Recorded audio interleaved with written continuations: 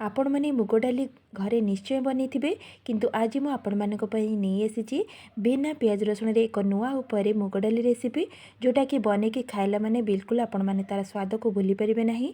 Video को संपूर्ण देखंतु, संपूर्ण देखिले ही आपण माने जानि परिबे केमती नुआ उपर एही मुग डाली को बनेबे। और भात सहित एटा बहुत ही बढ़िया लागिबो खाइबा पई। नमस्कार, मु इप्सिता, मो चैनल इप्सिता स्किचन ने आपण मानक अनेक अनेक स्वागत। एथि पई देखंतु 150 ग्राम रो मुग डाली को नेची गोटे बड़ साइज्र आलू को छोट छोट काटिकी माने क्यूब साइज्र काटिकी रखी चोपा लगेकी गोटे बड़ साइज्र टमाटो को काटिकी नहीं किसी धनिया पत्र गोटे चमच अदा को छेचिकी रखी फाड़े लेंबू और किसी भुरसुंगा पत्र को नहीं गैस रे कड़े बसिकी प्रथमे आम मुग डाली को भाजी नेबा। गैस फ्लेम को लो टू मीडियम रे रखिबे। लाइट गोल्डन कलर हैला पर्यंत आम मुग डाली को भाजी नबा। देखंतु मुग डाली ये हल्का कलर चेंज हो गलानी, पूरा भाजी हो गलानी। आम ताकू काढ़ी नेबा। एबे गैस रे प्रेशर कुकर को बसैक आम मुग डाली को सिझेबा। से 1.5 बाउल पानी की उठी देदे। जी पानी डाली आपण मानकर दरकार से देदेबे। तापर मुग डाली को धोईकी से देदेली। 2टी सीटी आसला पर्यंत छाड़देबा। एपटे आम अलग प्रिपेरेसन करवा। गैस रे कड़े बसैक से मु रिफाइन ऑयल को देदे। आपण मैंने सोरिष तेल भी दे पारे। तेल ये देखो गरम हो गलानी। गोटे चमच जीरा को दौची। जीरा को टिके फुटापी छाड़देबा। देखो जीरा ये फुटी आसला। भुरसुंगा पत्र को एबे दे दोचे, ताकू भल से भाजी नबा। भुरसुंगा पत्र ये पूरा भल से भाजी हो गला। एठी मु अदा छेचा को दे दोची। आपण माने अदा को पेस्ट करके मध्य नहीं पारिबे।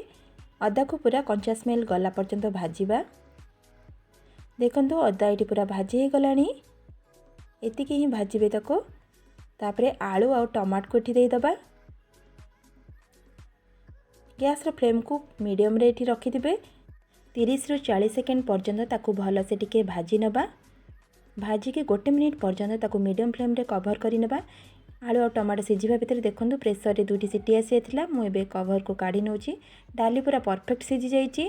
एपटे 1 मिनिट भी हे गलानी। कवर को काढी नेली।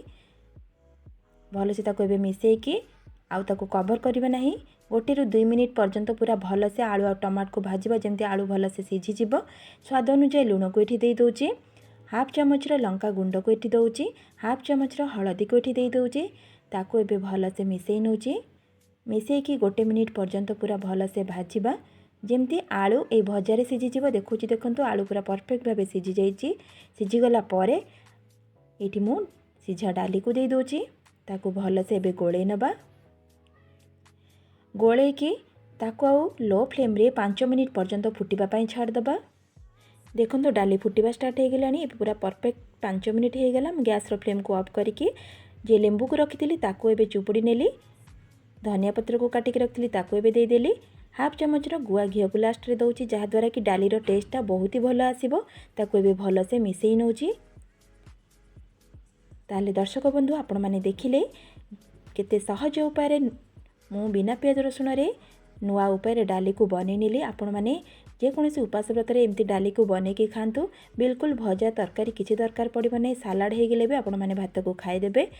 जदि आज भिडियोटी आपण मानक पसंद लगी प्लीज गोटे लाइक करेंगे। एमती सहज आ नुआ नुआ रेसिपी देखिए मो चैनल को सब्सक्राइब करने को बिल्कुल भूलिए ना। आज रोची नमस्कार।